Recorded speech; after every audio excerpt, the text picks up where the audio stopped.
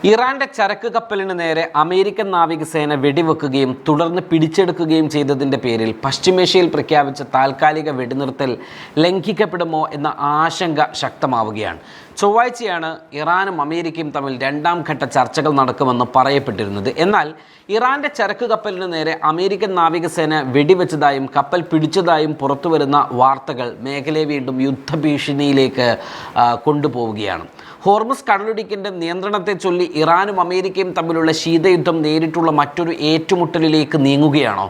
ഏറ്റവും പുതിയ റിപ്പോർട്ടുകൾ പ്രകാരം ഇറാൻ്റെ ഉടമസ്ഥതയിലുള്ള തൗസ്ക എന്ന ഇറാനിയൻ കപ്പൽ അഥവാ തൗസ്ക എന്ന ഇറാനിയൻ വാണിജ്യ കപ്പൽ US നേവിയുടെ കസ്റ്റഡിയിലാണെന്നും US നാവികസേനയുടെ മുന്നറിയിപ്പ് കപ്പൽ അവഗണിച്ചെന്നും ട്രംപ് വ്യക്തമാക്കുന്നതോടുകൂടിയാണ് ഈ വാർത്ത പുറം ലോകം അറിയുന്നത്. ചൈനയിൽ നിന്നും ഇറാനിലേക്ക് വരികയായിരുന്ന കപ്പലിന് നേരെയാണ് ആക്രമണം നടന്നത് എന്നാണ് ഇറാൻ സൈനിക വക്താവ് വ്യക്തമാക്കുന്നത്. അമേരിക്കൻ നേവി ഇറാൻ ചരക്കു കപ്പലിന് റേഡിയോ മുന്നറിയിപ്പ് സന്ദേശം കൈമാറുന്നതും എന്നാൽ അത് വകവെക്കാതെ തങ്ങളുടെ അതിർത്തിയിലേക്ക് ആ കപ്പൽ നീങ്ങുന്നതും തുടർന്ന് അമേരിക്കൻ നേവി വെടിയുതിർക്കുന്നതും പിന്നീട് കപ്പലിൻ്റെ എഞ്ചിൻ റൂമിനോട് ചേർന്ന ഭാഗത്ത് സാരമായ കേടുപാടുകൾ സംഭവിച്ചതുമൊക്കെയുള്ള ദൃശ്യങ്ങൾ ഇപ്പോൾ പുറത്തു വന്നിട്ടുണ്ട്. ഇതേ തുടർന്ന് ഹോർമസ് കടലിടുക്കിൽ വീണ്ടും സംഘർഷ സാധ്യത കനക്കുകയും ചെയ്തു. കപ്പൽ പിടിച്ചെടുത്ത അമേരിക്കയുടെ നടപടി കടൽ കൊള്ളയാണ് എന്നാണ് ഇറാൻ സൈന്യം വ്യക്തമാക്കിയത്. കപ്പൽ ആക്രമണത്തിനെതിരെ ഉടനടി തിരിച്ചടിക്കുമെന്നും ഇറാൻ മുന്നറിയിപ്പ് നൽകി.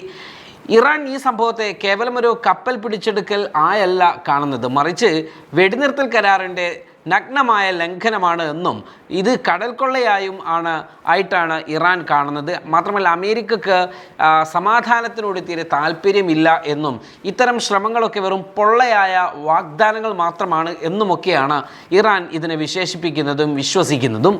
Iran parliament speaker Mohammad Bagher Ghalibaf ഇതേക്കുറിച്ച് നൽകിയ സൂചന പ്രകാരം ഹോർമസ് കടലിടുക്കിൽ തങ്ങളുടെ പരമാധികാരം ചോദ്യം ചെയ്യുന്ന ഒരു നീക്കവും അനുവദിക്കില്ല.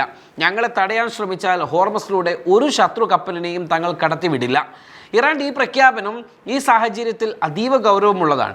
ഈ സംഭവം മേഖലയിൽ തങ്ങൾക്ക് സ്വാധീനമുണ്ടെന്ന് വരുത്തി തീർക്കാൻ അമേരിക്കയും അതല്ല തങ്ങൾക്കാണ് എന്ന് ഇറാനുമൊക്കെ വാദിക്കും. അതുകൊണ്ട് തന്നെ ഇനി ചർച്ചകളുടെ അഥവാ ഇറാൻ വാദിക്കണമെങ്കിൽ ഇറാൻ അതിന് തിരിച്ചടി നൽകിയേ പറ്റുള്ളൂ. അതുകൊണ്ട് തന്നെ ഞങ്ങളുടെ തിരിച്ചടി ഏത് നിമിഷവും ഉണ്ടാകുമെന്ന മുന്നറിയിപ്പും ഇറാൻ നൽകി കഴിഞ്ഞു. അമേരിക്കക്കാവട്ടെ അമേരിക്ക ഞങ്ങളാണ് ഈ മേഖലയെ നിയന്ത്രിക്കുന്നത്, ഞങ്ങളുടെ കയ്യിലാണ് ഹോർമസ് എന്ന് നിങ്ങൾ അവിടെ തടഞ്ഞാലും നിങ്ങളുടെ കപ്പൽ കടന്നു പോകുന്ന വഴിയിൽ ഞങ്ങൾ ഉണ്ടാകുമെന്ന് സൂചിപ്പിച്ചുകൊണ്ടാണ് അമേരിക്ക ഈ ഒരു പരാക്രമം നടത്തിയിരിക്കുന്നത്. എന്നാൽ ഇറാനെ സംബന്ധിച്ചിടത്തോളം അതിനെ തടയിടൽ, അതിന് പ്രത്യാക്രമണം നടത്തിക്കൊണ്ടായിരിക്കണം.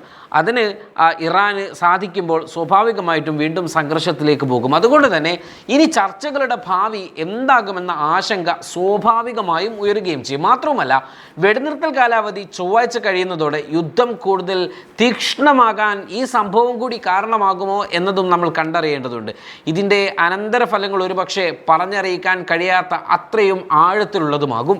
അമേരിക്ക വീണ്ടും ഞങ്ങളെ ആക്രമിച്ചാൽ അത് പശ്ചിമേഷ്യയിൽ മാത്രം ഒതുങ്ങുന്ന ഒരു സംഘർഷമായിരിക്കില്ല എന്നും അത് ലോക മഹായുദ്ധമായി വളരുമെന്നുമൊക്കെ ഇറാൻ സൈനിക ഉപദേഷ്ടാവ് നടത്തിയ ഒരു സൂചനയെ അതിനെ നമുക്കൊരിക്കലും ചെറുതാക്കി കണ്ടുകൂടാ. മാത്രവുമല്ല ഇറാൻ്റെ രഹസ്യ കേന്ദ്രങ്ങളിൽ വലിയ തരത്തിലുള്ള ആയുധ കൂമ്പാരങ്ങളുണ്ട് എന്നതിൻ്റെ ദൃശ്യങ്ങൾ കൂടി ഇതേ തുടർന്ന് ഇറാൻ പുറത്തുവിടുകയും ചെയ്തിട്ടുണ്ട്.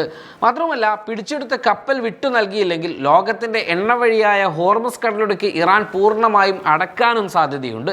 ഇത് ആഗോള എണ്ണവില ഇപ്പോൾ അത് ക്രൂഡ് ഓയിലിൻ്റെ വില കുറഞ്ഞിരിക്കുന്ന ഒരു ഘട്ടമാണ്. അത് വീണ്ടും 100, 110, 115 ഒക്കെ ആയി ഉയർന്നു കഴിഞ്ഞാൽ ലോകത്തിലേക്ക് എണ്ണ വിതരണത്തെ അത് സാധ്യമായിട്ട് അത് വലിയ സാരമായിട്ട് ബാധിക്കും. എണ്ണവില കുതിച്ചു വരാനും കാരണമാകും. ഇതിന് പകരമായി പേർഷ്യൻ ഗൾഫിലൂടെ കടന്നു പോകുന്ന അമേരിക്കൻ സഖ്യകക്ഷികളുടെ ഏതെങ്കിലും ഒരു എണ്ണക്കപ്പൽ ഇറാൻ പിടിച്ചെടുക്കുവാനുള്ള സാധ്യതയും തള്ളിക്കളയാൻ കഴിയില്ല. ഇതുകൂടാതെ ഹൂത്തികളുടെ നിയന്ത്രണത്തിലുള്ള ബാബൽ മന്ദബ് പിടിച്ചെടുക്കാനും അടയ്ക്കുവാനുമുള്ള സാധ്യത ഹൂത്തികളെ ഉപയോഗിച്ചുകൊണ്ട് ഇറാൻ നടത്തുവാനുള്ള സാധ്യതയും വളരെ കൂടുതലാണ്. കൂടാതെ അമേരിക്കൻ ടെക് കമ്പനികൾക്കും കപ്പൽ ഗതാഗത റഡാറുകൾക്കും നേരെ ഇറാൻ ശക്തമായ സൈബർ ആക്രമണങ്ങളും അഴിച്ചുവിടുവാനുള്ള സാധ്യതയും വളരെ കൂടുതലാണ് എന്നതുകൊണ്ട് തന്നെ ഇനി മുതൽ ഈ സംഭവത്തെ ആശ്രയിച്ചു കൊണ്ടായിരിക്കും ചർച്ചയുടെ അനന്തരഫലം കൂടി ഉണ്ടാവുക. ചുരുക്കത്തിൽ വെടിനിർത്തൽ കാലയളവിൽ അമേരിക്ക നടത്തിയ ഈ പ്രകോപനം സമാധാന ശ്രമങ്ങൾക്ക് വലിയൊരു തിരിച്ചടിയാണ് എന്ന് മാത്രമല്ല ട്രംപിൻ്റെ മാക്സിമം പ്രഷർ എന്ന തന്ത്രവും ഇറാൻ്റെ പ്രതിരോധ നയതന്ത്രവും നേർക്കുനേർ വരുമ്പോൾ പശ്ചിമേഷ്യയിൽ ഒരു മഹായുദ്ധത്തിൻ്റെ കാഹളം വീണ്ടും മുഴങ്ങുക തന്നെയാണ് എന്ന് വേണം നമുക്ക് മനസ്സിലാക്കാൻ.